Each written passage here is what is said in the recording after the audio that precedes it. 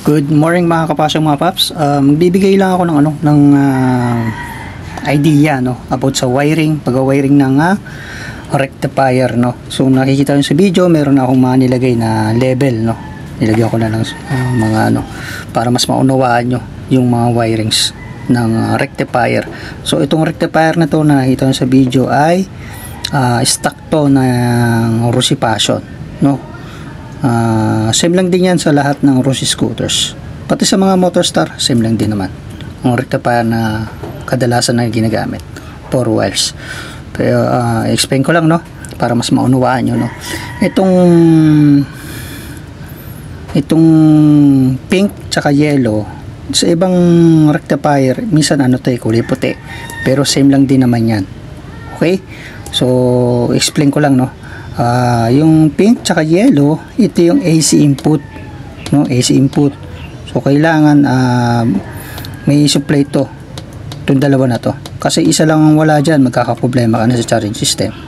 Okay, so ang nangyayari dyan, AC input, yung kuryente, malakas na kuryente yan, galing sa stator, papasok dito sa rectifier. Sa rectifier, i-convert nyo ngayon ng DC papuntang parang pinaka-output papuntang baterya. So para mag-charge yung baterya natin. Okay, tapos yung green, ito yung ground. Okay, kapag nag-wiring kayo ng rectifier, sundin nyo lang yung color coding. Kung puti man yun, itatap nyo sa puti. Okay, so para hindi kayo magkamali. Okay, ito yung ito yung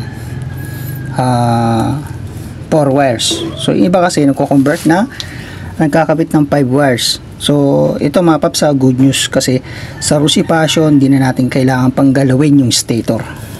Di na natin kailangan galawin yun. Sa iba kasi pa nagkakabit ng ganitong klaseng rectifier na GY6 to pang GY6 na rectifier na 5 wires, so same lang din naman ng color coding mga paps. Pink sa pink, red to red, yellow to yellow, green sa green. Okay mga paps, ganun din yan kung ano yung pagkakawiring nyo sa 4 wires. Ang pinagkaiba lang nito para mas maunawaan nyo, meron siya kasing pang 5, itong black wire, yan nakikita nyo, nakikita nyo, parehas lang yan basta yung color coding sundin nyo lang, hindi kayo magkakamali dyan. Sa 5 wires kasi mayroon tayong black wire, solid black wire.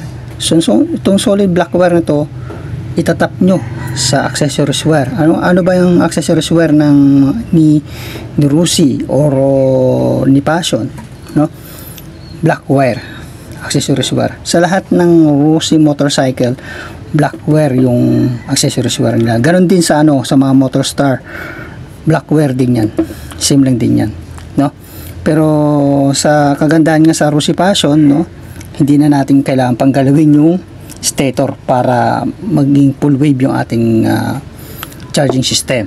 Okay, huwag nyo nang gagalawin yung mga paps. Sa iba kasi kaya nila kino-convert yung stator ng full wave, kailangan nila convert kasi hindi pa kasi full wave yung stator nila. Sa Rossi Passion kasi full wave na, so hindi kailangan galawin. Okay mga paps, hindi kailangan galawin. Ang importante dyan is itong black wire na to, maitap nyo sa accessories wire para hindi kayo magka-problema sa napupundihan kayo ng ilaw, susunugan kayo ng wires.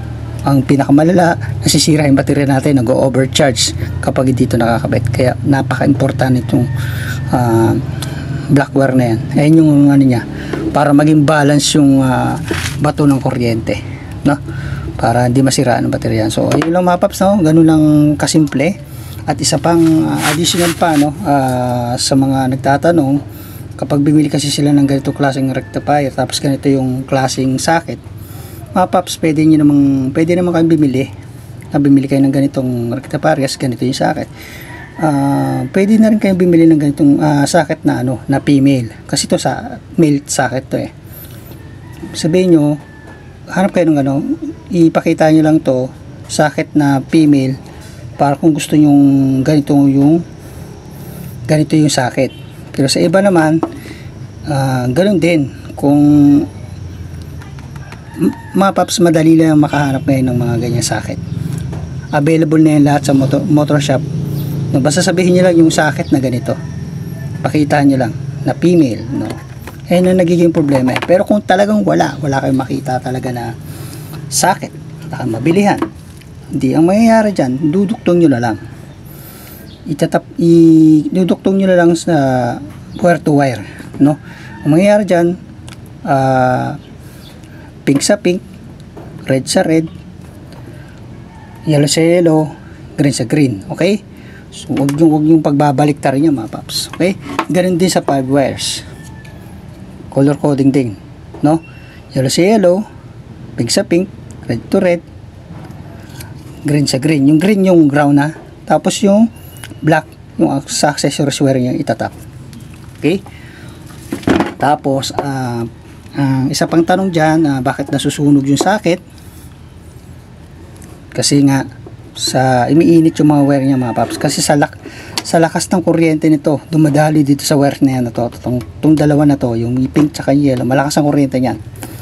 So kapag maluwag yung sakit or nagkakaroon ng loose connection sa wires, umiinit yan at hanggat sa masunog yung sakit.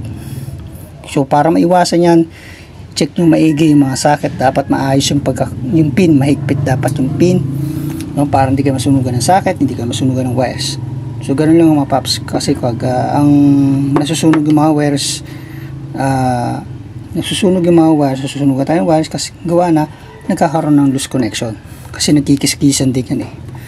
So dapat lalo na kung magduduktong kayo, make sure lang na mahigpit at hanggat maaari hinangin nyo yung duktungan ng mga wires, lalo na dito sa rectifier, kasi talagang malakas ang kuryente nito, no? Malakas yan, no?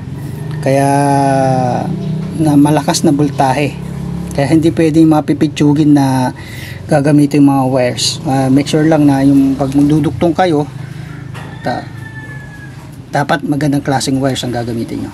Okay, so ilang mga paps, no?